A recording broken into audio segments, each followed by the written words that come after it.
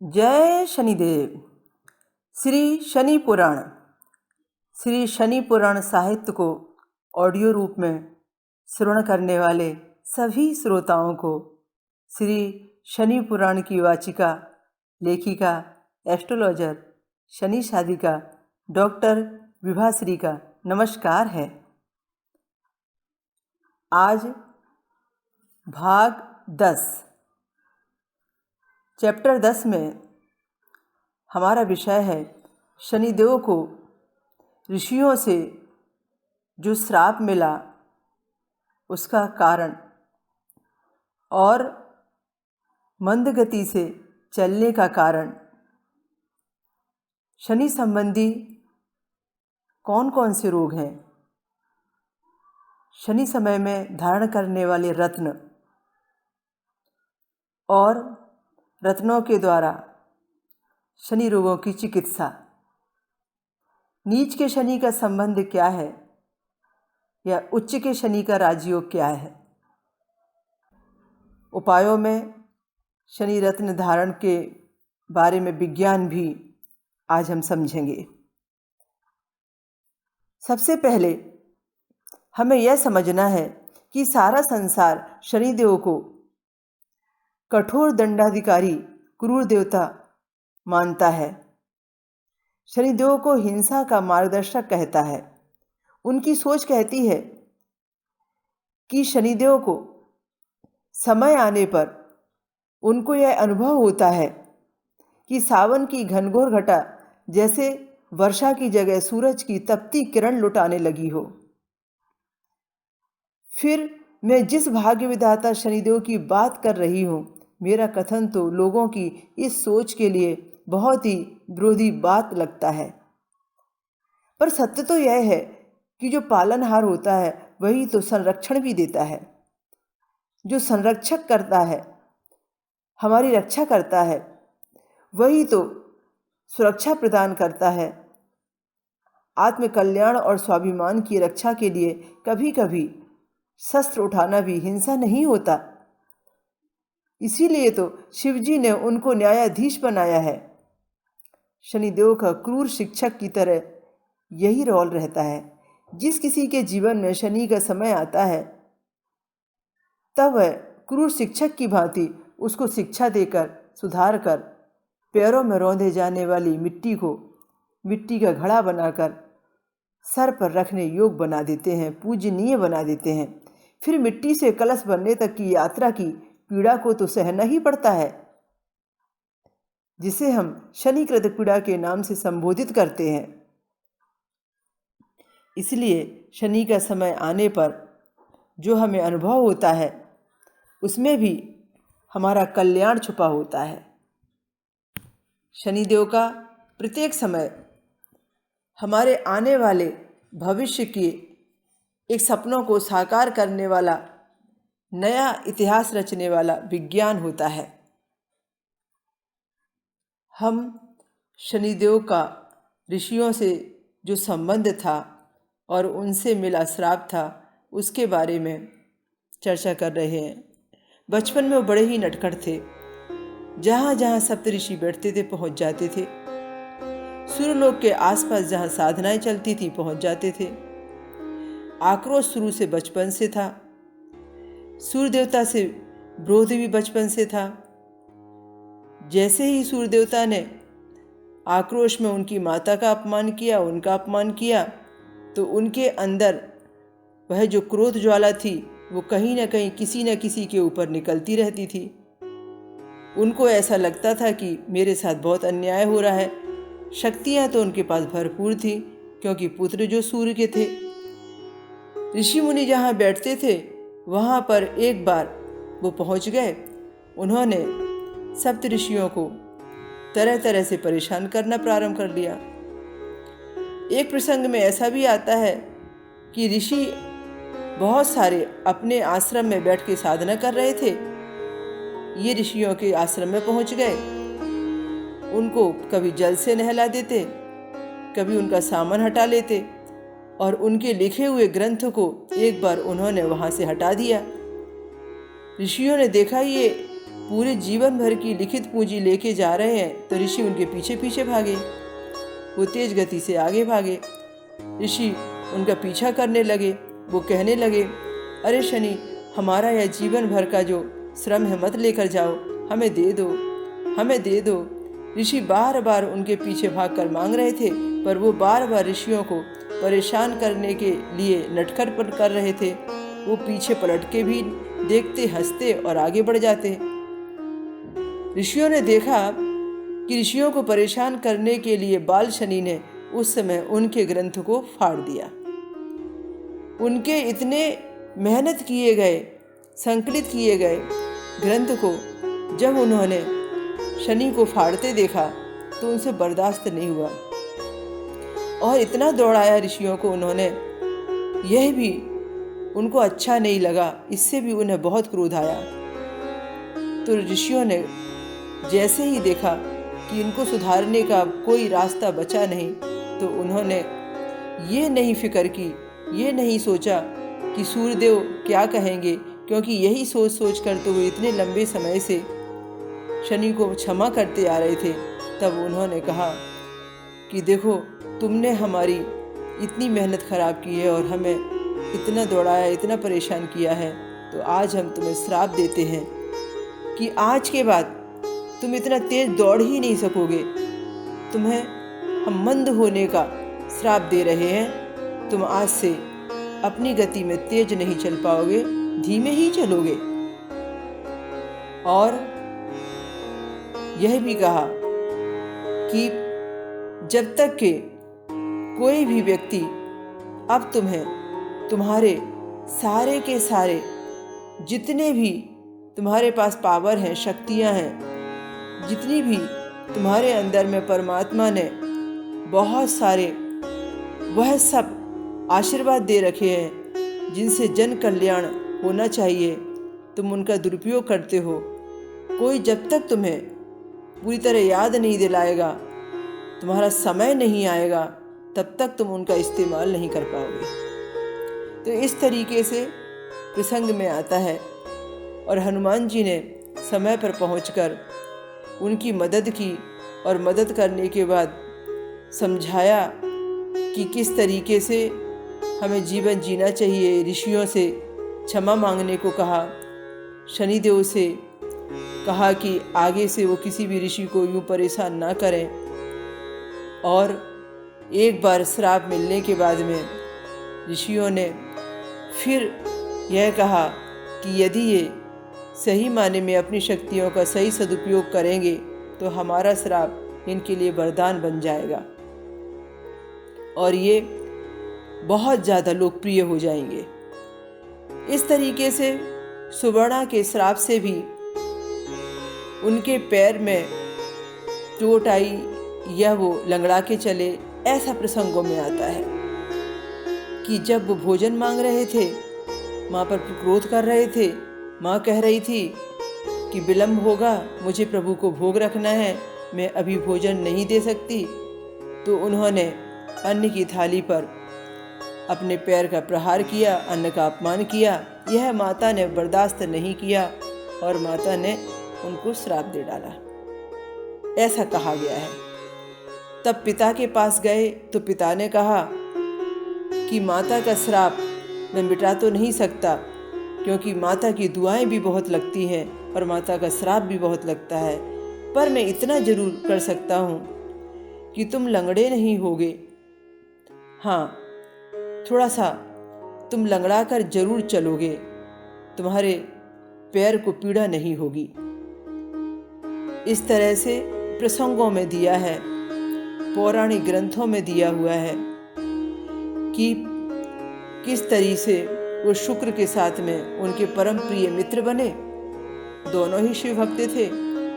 शुक्र जो असुर गुरु थे वो भी शिव भक्त थे और शनिदेव जो शिव प्रिय थे वो भी शिव भक्त थे। और दोनों जहाँ एक जगह मिल जाते हैं वहाँ पर राजयोग बना देते हैं। इसी कारण तो शुक्र की तुला राशि पर शनिदेव विराजमान होकर उच्च के होकर राजयोग बना देते हैं। शनि लोक में सूर्य की किरण नहीं आती है, विज्ञान भी ये कहता है। और वैज्ञानिकों के अलावा प्रसंगों में भी दिया है। शनिदेव के माध्यम से ये प्रसंग बतलाते हैं कि सूर्यदेव उनसे नाराज रहते हैं, वो सूर्य से नाराज रहते हैं। दोनों के विचारों में तालमेल नहीं होता, दोनों ही विपरीत दिशा में चलते हैं, दोनों के कार्य कर्तव्य भिन्न भिन्न हैं। इसलिए सूर्य अपनी किरण शनि लोक में नहीं देते हैं। ये इस प्रकार से काफ़ी बातें संकलित करके आप तक पहुंचाई हुई हैं। अभी आगे बात करते हैं शनि संबंधी रोगों की। शनि से संबंधित वो रोग हैं जिसका रिलेशन वात से है। हमारे आयुर्वेद में 3 नाड़ियाँ आती हैं, वात, पित्त और कफ। इसमें जो वात की नाड़ी है उसका संबंध शनि से है, शनि रोगों से है, क्योंकि वात वायु प्रधान है और शनिदेव वायु के कारक हैं। गैस ही गैस है शनि लोक पर।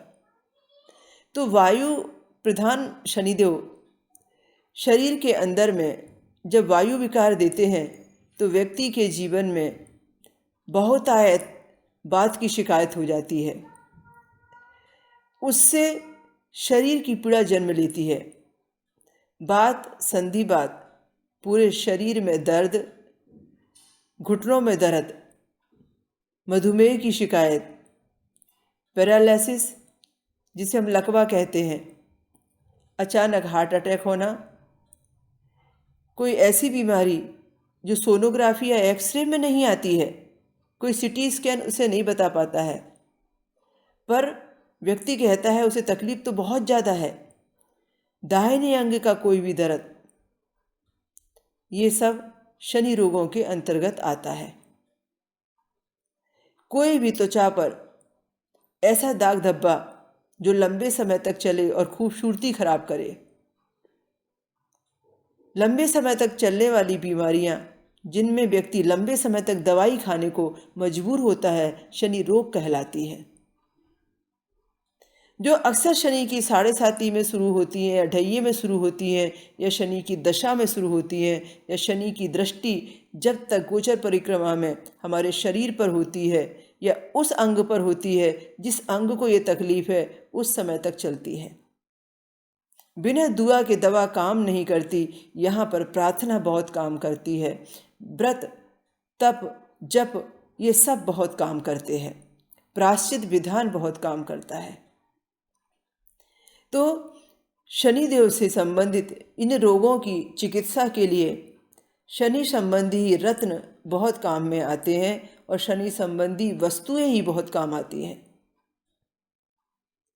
शनि संबंधी रत्नों में एक फिरोजा रत्न होता है जो फिरोजी कलर का होता है। यदि कोई व्यक्ति पंचधातु में अंगूठी बनाकर दाहिने हाथ की मध्यमा उंगली में इसे धारण कर ले तो ये देखा गया है धीरे धीरे शरीर की पीड़ा, यहाँ तक कि घटना दुर्घटना भी यह फिरोजा अपने ऊपर ले लेता है। इसका रंग बदल जाता है या यह टूट जाता है, पर यह जातक को कष्ट नहीं होने देता, उसकी पीड़ा कम कर देता है। एक ब्लैक स्टोन भी आता है, अलग अलग तरह से, ब्लैक हकीक से लेकर समस्त प्रकार के मैग्नेटिक स्टोनों में भी ब्लैक स्टोन आता है। उसे यदि कोई व्यक्ति चांदी में अंगूठी बनाकर दाहिने हाथ की मध्यमा उंगली में धारण कर ले तो यह भी शनि शांति का काम करता है, रोग को बढ़ने से रोकता है। एक नीली रत्न आता है जो नीलम के जैसा दिखता तो है पर नीलम नहीं होता है वो। इसे भी पंचधातु में अंगूठी बनाकर यदि दाहिने हाथ की मध्यमा उंगली में धारण किया जाए तो यह भी व्यक्ति के लिए शनि शांति का काम करता है और शनिदेव के द्वारा अति कृपा दिलाने का काम करता है। जामुनी कलर का जो जमुनिया रत्न होता है, इस पर्पल कलर के रत्न को चांदी में अंगूठी बनाकर दाहिने हाथ की मध्यमा उंगली में पहनने से व्यक्ति का भाग्योदय साथ देता है, व्यक्ति की सफलताएं उसे हासिल होने लगती हैं। फिर नीलम रत्न तो है ही, सभी जानते हैं कि शनि का रत्न नीलम होता है। यह महंगा होता है, हर व्यक्ति इसे नहीं पहन सकता, पर सूट भी जिस व्यक्ति को कर जाए उस व्यक्ति के जीवन में यह नीलम उसकी तकदीर बदल देता है। यदि किसी की जन्म पत्रिका में शनिदेव किसी अच्छे स्थान पर विराजमान है, अपनी स्वयं की राशि पर विराजमान है या उच्च के होकर बैठे हैं, तो निश्चित रूप से उस व्यक्ति को नीलम धारण करने से बहुत लाभ होता है। यदि शनिदेव किसी की जन्म पत्रिका में खराब स्थान पर विराजमान है और शत्रु की राशि पर विराजमान है, वे अपनी राशि या उच्च की राशि पर नहीं है, तो कभी भी उस व्यक्ति को नीलम धारण नहीं करना चाहिए। ऐसा व्यक्ति नीलम पहनने के बाद बहुत कष्ट पाता है। इसीलिए कहा गया है कि नीलम को पूरे सोच विचार कर ही धारण करना चाहिए। बाकी रत्नों के लिए ये बात इतनी बड़ी लागू नहीं होती है। एक लोहे की अंगूठी आती है, चिकित्सा में बड़ा काम करती है। लोग उसे अक्सर नाल की अंगूठी कहते हैं। लोहे की मुद्रिका आती है जिसके ऊपर कई बार शनि यंत्र भी बना होता है, कई बार शनि लिखा होता है, कई बार प्लेन भी होती है। जिस रूप में हो उसे धारण करने से लाभ बड़ा ही होता है। छोटी सी लोहे की अंगूठी जो 10, 5, 20 रुपये में मिल जाया करती है, उसे मध्यमा उंगली में पहनने के बाद में वह लोहा जो आपकी बॉडी से टच करता है, वह अपने आप में आपकी बॉडी के मैग्नेटिक पावर से जुड़कर आपको सुकून देता है। और शनि का वह धातु का संबंध लोहे से होने से वह ब्लड के चुंबक को, ब्लड के मैग्नेटिक पावर को प्रभावित करता है। इस तरह से हम देखते हैं कि किस तरीके से हमारी चिकित्सा रत्नों से होती है, छोटी छोटी चीज़ों से भी होती है। हमें चिकित्सा के लिए इन्हें जरूर पहनना चाहिए। शनि संबंधी चिकित्सा में कुछ शनि से संबंधित चीज़ें होती हैं, उन्हें खाने से भी बड़ा लाभ मिलता है। जैसे कि पिछले समय में ये बताया कि शनिदेव से संबंध जो रस होते हैं वो या तो कड़वे होते हैं या कसैले होते हैं। यदि हम कड़वी चीज़ों का इस्तेमाल ज़्यादा करते हैं, कसैली चीज़ों का इस्तेमाल ज़्यादा करते हैं, तो निश्चित रूप से शनिदेव प्रसन्न रहते हैं। हमारी बॉडी के अंदर जो शनि तत्व की कमी होती है वो पूर्ति हो जाती है, हमारे रोग नहीं बढ़ते हैं और जो बढ़ने वाले होते हैं वो कम होने लगते हैं और हमारी पीड़ा बिन दवाए खा के भी, बिना दवा के अच्छी होने लगती है। जैसे कि छोटा सा उदाहरण, करेला सबसे ज़्यादा कड़वा होता है, इसी तरीके से मेथी सबसे ज़्यादा कड़वी होती है। ये चिकित्सा में बड़ी सहायक होती है। शनि चिकित्सा में इसे इस्तेमाल करना चाहिए। यदि कोई व्यक्ति हफ्ते में एक बार 100 ग्राम भी करेले के जूस को पीने की आदत डाल लेता है तो उसे उसके जीवन काल में शुगर नहीं होती है, मधुमेह की बीमारी नहीं होती है। जिसे यह बीमारी हो चुकी है वह शनि रोग की चिकित्सा के लिए इसे रोज़ प्रातः खाली पेट पीकर तमाम प्रकार की मेडिकल की दवाओं को खाने से बच सकता है। इसी तरीके से मेथी को भी बहुत महत्व दिया है शनि चिकित्सा में। हम हरी भाजियों में भी मेथी का इस्तेमाल करते हैं, पर वह तो कभी कभी होता है। पर यदि हम मेथी दाने को प्रतिदिन रात्रि में 50 ग्राम भिगाकर रखें और दूसरे दिन उस मेथी दाने को हम आराम से चबा चबा कर खाएं,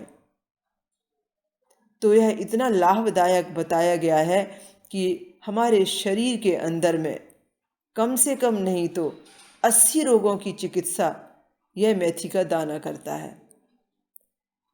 यह शनि की बात की नाड़ी को सीधा सीधा स्वस्थ करता है। शनि के समय में इस चिकित्सा का लाभ जरूर लेना चाहिए। इसी तरीके से यदि किसी व्यक्ति को कोई समझ में ना आए कि मुझे क्या चिकित्सा करनी है और वह किसी भी बीमारी से पीड़ित है, समय शनि का चल रहा है, तो उसे चाहिए कि प्रतिदिन वह आंवले का रस लेने की आदत डाले। कच्चा आंवला इस्तेमाल करे या आंवले को बहुत कम पकाकर उसका इस्तेमाल किसी भी रूप में करे।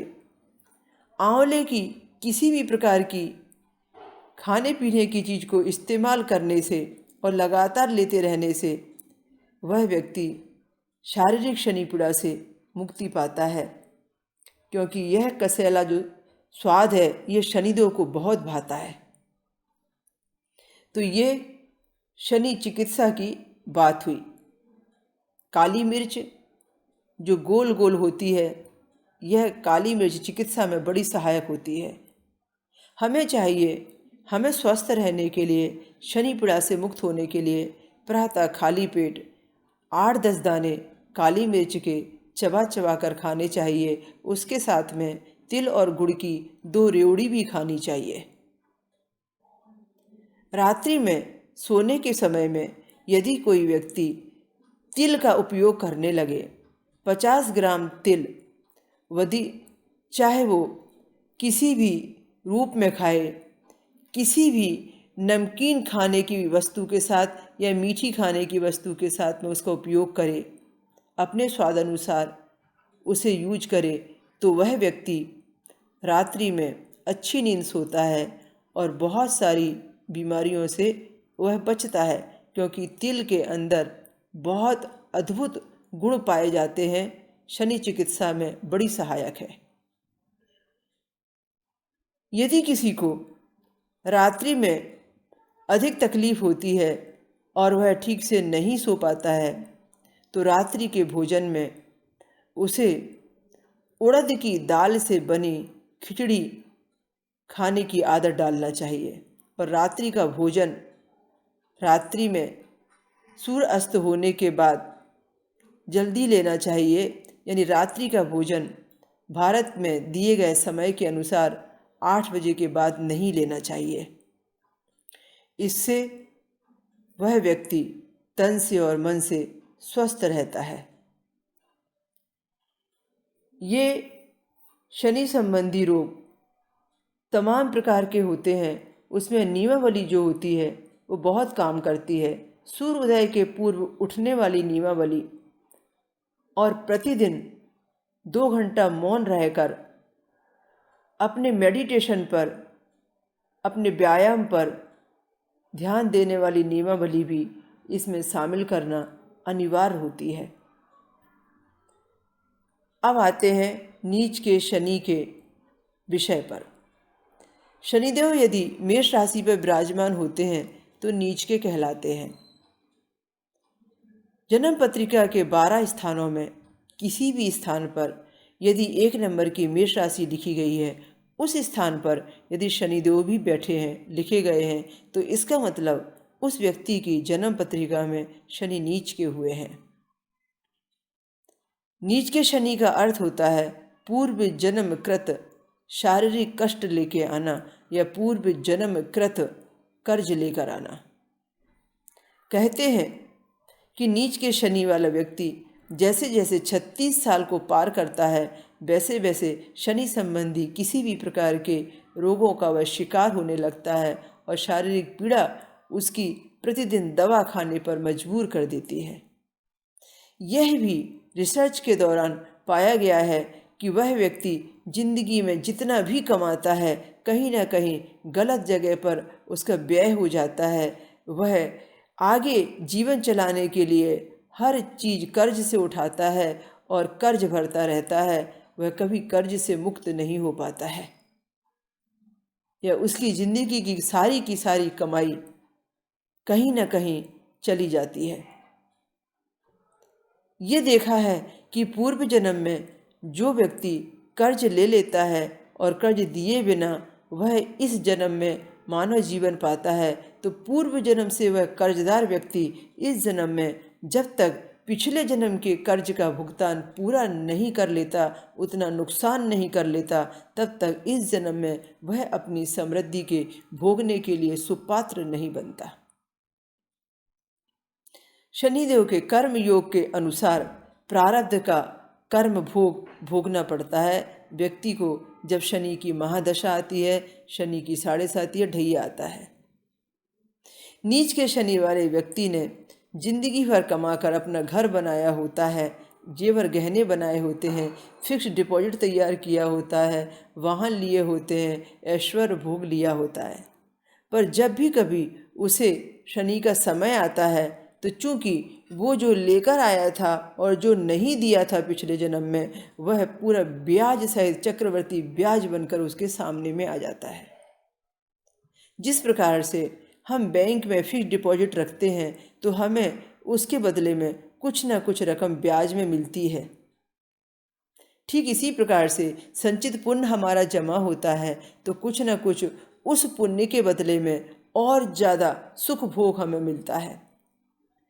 ठीक इसी प्रकार से कोई गलत कार्य हमने किया होता है, कोई गलत कर्म हमने किया होता है और वह जब हमें कष्ट देता है तो वह भी हमें ब्याज सहित भोगना पड़ता है, वह भी हमें सूद सहित हमसे वसूला जाता है। जब पुण्य का रिजल्ट इतना मिलता है तो पाप का रिजल्ट भी तो मिलता है। इसी का नाम संचित कर्म का भोग और प्रारब्ध को लेकर आना कहते हैं। तो नीच के शनि के लिए ये कहा गया है कि वह व्यक्ति अपने प्रायश्चित विधान से अपने कष्ट को कम कर सकता है। ऐसे व्यक्ति को हमेशा अपनी देव आराधना में यह शामिल करना चाहिए कि मुझे ये पता चल गया है कि मैंने पूर्व जन्म में किसी से कर्ज लिया था, इसीलिए मैं शारीरिक, मानसिक, आर्थिक पीड़ा का कष्ट उठा रहा हूँ।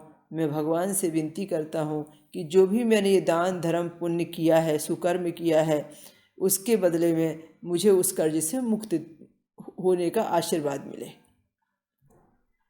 और जब कभी अवसर मिले अनुष्ठान कराने का तो इसका शांति विधान भी कराना चाहिए। और अति आवश्यक है कि जिसकी जन्म पत्रिका में यह दोष आया है उस व्यक्ति को गलती से भी अपनी प्रॉपर्टी अपने नाम नहीं बनाना चाहिए, अपने व्यापार को अपने नाम नहीं रखना चाहिए या व्यापार नहीं करना चाहिए। धनार्जन के लिए उसे नौकरी करना चाहिए या कोई दूसरा कार्य करना चाहिए जिसमें खुद का धन खुद के नाम से ना लगाना पड़े। और ऐसे व्यक्ति को अपने जीवन में हमेशा यह ध्यान रखना चाहिए कि उसे शनि संबंधी वस्तुओं को कभी भी किसी से गिफ्ट में नहीं लेना है। जितना हो सके, जितनी बार हो सके, जब जब अवसर मिले उसे उन वस्तुओं का दान करते रहना है। यही उसके दोष को कम करने का माध्यम बनेगी। अब आते हैं उच्च के शनि पर। उच्च के शनि का मतलब है कि शुक्र की तुला राशि पर शनिदेव का बैठना।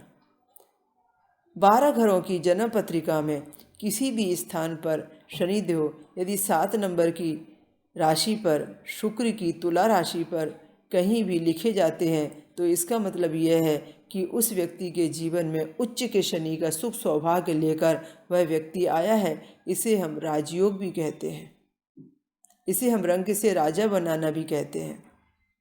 पर हमने रिसर्च के दौरान यह देखा है कि कितना भी कोई व्यक्ति उच्च के शनि का योग लेकर आए पर तब तक वह राजा नहीं बन सकता जब तक उसके व्यक्ति के लिए राजा बनने के लिए सुकर्मों का चुनाव नहीं कर लेता। यदि वो राजयोग का सुख लेकर आया है तो राजयोग को पाने के लिए उसको सुकर्म भी करने पड़ेंगे। वैसा अपना चरित्र बनाना पड़ेगा, व्यवहार बनाना पड़ेगा, संस्कार बनाना पड़ेंगे, आचार विचार बनाना पड़ेगा, वैसा ज्ञान अर्जन करना पड़ेगा, वैसी भक्ति भी करनी पड़ेगी। यदि वह व्यक्ति इस तरह से जीवन जीता है जो उसके भाग्योदय को, उसके राजयोग को सही मायने में उसको दें, उसको प्रमाणित करने की पात्रता दें, तो वह निश्चित रूप से वह जब चाहे अपने इस राजयोग को भुना सकता है। यह राजयोग का सुख वही पा सकता है जो राजयोग पाने के लिए, राजयोग के लिए सुकर्म करता है और कर्मयोगी बनता है। इसलिए तुला के शनि तो कई लोगों की जन्म पत्रिका में है, पर राजयोग का सुख वही भोग रहे हैं जो राजयोग पाने के लिए उस मार्ग पर चल रहे हैं, जिस मार्ग पर चलना शनिदेव को बहुत अच्छा लगता है। तो शनिदेव के आदर्शों पर चलना हमारे लिए बहुत जरूरी होता है। उच्च के शनि पर यदि हम कोई काम करें तो हम ये देखते हैं, रिसर्च के दौरान ये पाया गया है कि यदि शनि की डिग्रियां बहुत कम होती हैं तो उच्च के शनि का होना ना होना एक बराबर होता है। यदि शनि वृद्ध होते हैं तो भी उच्च के शनि का होना ना होना एक बराबर होता है, आंशिक रूप से ही उसका लाभ मिलता है। यदि शनि कुमारावस्था या वृद्धावस्था के डिग्रियों के अनुसार जन्म पत्रिका में है तो इसका मतलब यह है कि वाकई में वह व्यक्ति राजभोग का सुख पाएगा, राजयोग उसके जीवन में बना रहेगा। तो इस तरीके से नीच के शनि का भी वही संसार है कि 10 डिग्री से कम के नीच के शनि है तो तकलीफ इतनी ज़्यादा नहीं होने वाली जितनी नीच के शनि की हुआ करती है। दोष उससे ज़्यादा होने पर ज़्यादा मात्रा में लगता है। इसी कारण सबसे अच्छा हवन यज्ञ अनुष्ठान जो वेद व्यास जी ने, जिसकी ज़्यादा व्याख्या की है कि ऋषि मुनियों ने इसे सबसे ज़्यादा महत्व दिया है, वैदिक काल से यह शांति विधान का हिस्सा बनता आया है, जब तप हवन यज्ञ अनुष्ठान, इस पर व्यक्ति को अधिक ध्यान देना चाहिए। ये शांति उपायों में अभी हमने नीच के शनि का, उच्च के शनि का उपाय समझा। उच्च के शनि वाले को वो सब चीज़ें अपने नाम करनी चाहिए। कोई भी प्रॉपर्टी है, घर है, वाहन है, संपत्ति है, जेवर गहना है, जो भी उसे अपने जीवन में पाने की चाह है वो सब अपने नाम कर सकता है और वो उसे फलेगा भी, उससे आगे भी बढ़ेगा वो। इससे संबंधित एक और उपाय जो बहुत सार्थक है, करना चाहिए। काला धागा शनिदेव को बहुत पसंद है। काले धागे से संबंधित उपाय, जब कभी भी कोई भी शांति पूजा विधि विधान हो या शनिवार या अमावस्या का दिन हो तो उस समय अपने एक हाथ के काले धागे को लेकर कहीं भी देवालय में जाकर भगवान की किसी भी मूर्ति को स्पर्श कराकर, यदि देवालय हनुमान जी का या शनिदेव का है तब शनिवार के दिन जाकर वहाँ स्पर्श कराकर प्रार्थना करके कि उनके आशीर्वाद का या रक्षा कवच आप बांधने जा रहे हैं और आपको सुरक्षा की ज़रूरत है, ऐसी प्रार्थना करके वहाँ बैठे पुरोहित से उसे अपने दाहिने हाथ की कलाई में लपेट कर बंधवा लें, उसमें 8 गांठें लगाएं। यह संभव ना हो तो घर में आकर भी आप किसी बालिका से उसे बंधवा सकते हैं और 8 गांठें लगा सकते हैं। और इस प्रार्थना के साथ में कि यह धागा मेरा कवच है, मेरे कष्टों को कम करेगा, जब तक मैं इसे नहीं खोलूँगा, नहीं खोलूँगी, जब तक कि अमुक समय कष्ट का मुझे चल रहा है। इसी तरीके से आपकी जितनी हाइट है उतनी हाइट के बराबर धागे को नापना चाहिए। इस दूसरे उपाय में धागा आपकी हाइट के बराबर चाहिए। उस हाइट के बराबर के धागे पर आपको प्योर सरसों का तेल अच्छे से लगा लेना चाहिए और कहीं भी किसी भी पीपल के पेड़ से इसे बांध देना चाहिए। लपेट कर बांधने के समय में ये प्रार्थना करना चाहिए कि मैं अपनी तकलीफ़ को यहाँ बांध कर जा रहा हूँ, बांध कर जा रही हूँ। ये कष्ट आज से मुझे यहाँ छोड़ना है। और इसी का एक तीसरा उपचार, इस धागे को लपेटकर अपने ऊपर से कई बार यानी 7 बार उतारा करके अपनी सारी तकलीफ़ों को याद रखते हुए यदि हम इसे अग्नि में जला देते हैं और जलते हुए खड़े होकर यह देखते हैं कि मेरी तकलीफ़ें जल रही हैं, तकलीफ़ें नष्ट हो रही हैं, तो यह भी एक सार्थक उपाय कहा गया है। छोटे बच्चों को नज़र ना लगे इसलिए आपने देखा कि माँ अक्सर बच्चे की कमर में काला धागा बांध देती है और वास्तव में यह काला धागा उसका सुरक्षा कवच बन जाया करता है। काजल का काला टीका बच्चे को लगा दिया जाता है और यह उसे नज़र लगने से बचा लेता है।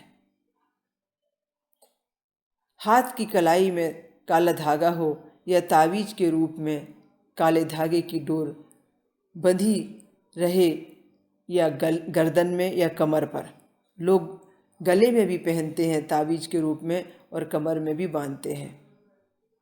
सभी वर्ग के व्यक्ति ऐसा कर सकते हैं, उसका लाभ उनको जरूर मिलता है।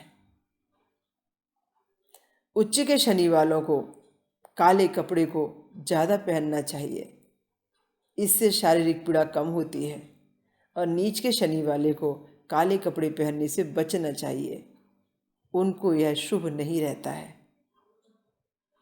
तो शनिदेव का यह जो भाग 10 का प्रसंग था, इसमें जो भी उपाय थे उन उपायों में एक महत्वपूर्ण उपाय यह है कि यदि किसी को ढैया चल रहा है या किसी को शनि की 7.5 चल रही है, तब वो एक छोटा सा उपाय जरूर करे। जैसा कि पिछले अध्याय में भी देखा कि शनिदेव को काला कपड़ा, उड़द, तिल, गुड़, नमक, लोहा, सिक्के आदि सब बहुत पसंद है। सिक्के चूंकि वो धातु के होते हैं। एक 33 यंत्र, ये 33 यंत्र का आपको पूरा डिजाइन इसी YouTube चैनल पर 33 यंत्र के नाम से जो वीडियो है, उसको जो 33 यंत्र के बारे में उपचार और बनाने की प्रक्रिया बताया गया है, उसमें सब डिटेल मिल जाएगा। उसका लाभ जरूर लेना चाहिए। उस 33 यंत्र की डिजाइन को आपको अपने हाथ से बनाकर तैयार करके एक मीटर के काले कपड़े पर रखना है और उसके ऊपर में आधा किलो उड़द, आधा किलो काली या सफ़ेद तेल, आधा किलो गुड़, आधा किलो नमक और 33 यंत्र, 7 लोहे के कीले, 7 सिक्के, ये सारी चीज़ें रखकर आपको एक पोटली बना लेना है। शमी की जड़ी मिले तो बहुत ही अच्छा, उसको भी रखना चाहिए। पूरी पोटली बनाकर सब पोटली तैयार कर कर इसकी 2 प्रक्रियाएं हैं। एक प्रक्रिया तो यह है, शरीर के ऊपर से 7 बार उतारा करके, पूरे सर के ऊपर से 7 बार उतारा करके जो भी मंत्र शनिदेव का आता है वो मंत्र पाठ करके, ये प्रार्थना करके कि मुझे जो रोग हैं शनि के, मुझे जो शारीरिक पीड़ा है, उस कष्ट से मुक्ति पाने के लिए, मेरी चिकित्सा के लिए ये उतारा मैंने किया।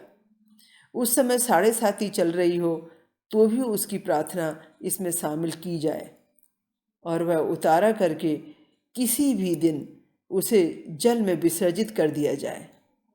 उतारा करने के लिए निश्चित दिन रहेगा अमावस्या का। विसर्जन के लिए आप दूसरे दिन भी विसर्जन कर सकते हैं।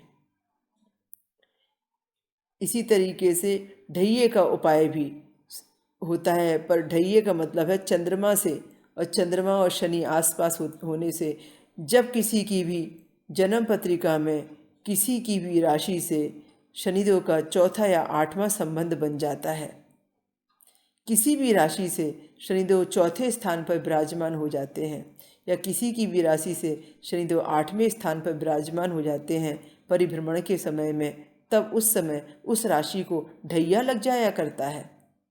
तब सफ़ेद कपड़े को लेकर आधा मीटर सफ़ेद कपड़े पर एक सूखा नारियल रखकर, यदि सूखे नारियल जोड़ी से रखे जाते हैं तो और भी अच्छा होता है, उस पर 33 यंत्र बनाकर रखा जाए, शमी जड़ी रखी जाए और 100 ग्राम नमक रखा जाए। अपने शरीर से 7 बार उतारा किया जाए और ढैया जिसको है वो प्रार्थना करे कि मेरे ढैये की अशुभता को शांत करने के लिए उपाय मेरा स्वीकार हो, और उसके बाद उतारा करके उसे जल में विसर्जित कर दिया जाए। तो यह उपाय करने से उसे ढैया शुभ फलकारी बन जाएगा, शनि की 7.5 शुभ फलकारी बन जाएगी। यदि वह रोग शनि की 7.5 के कारण है, शनि की 7.5 में है, तो यह दवा दुआ बनकर काम करने लगेगी। यदि ढैये के कारण उसकी शरीर की पीड़ा का संबंध बना है, तो ढैये की शांति से उसकी पीड़ा कम हो जाएगी। और यह हर साल करना चाहिए, अपने जन्मदिन पर तो करना ही करना चाहिए और शनि अमावस्या पर भी करना चाहिए। तकलीफ ज़्यादा है तो अमावस्या की अमावस्या पर भी कर सकते हैं।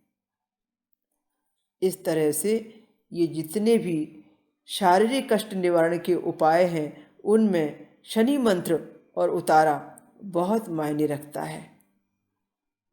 शनि का 33वां यंत्र हर चीज़ पर बना सकते हैं। घर की दीवार पर, देवालय पर, भोजपत्र पर, कागज के ऊपर, काले कपड़े पर सिंदूर से अनेक प्रकार के इस 33वां यंत्र के उपचार होते हैं। इसका नाम ही है कष्ट निवारण शनि 33वां यंत्र। तो ये सारे उपाय पुराणों के अंदर पाए गए। शनि पुराण में बहुतायत असंख्य मात्रा में ये उपायों को स्थान दिया गया है। जय शनिदेव।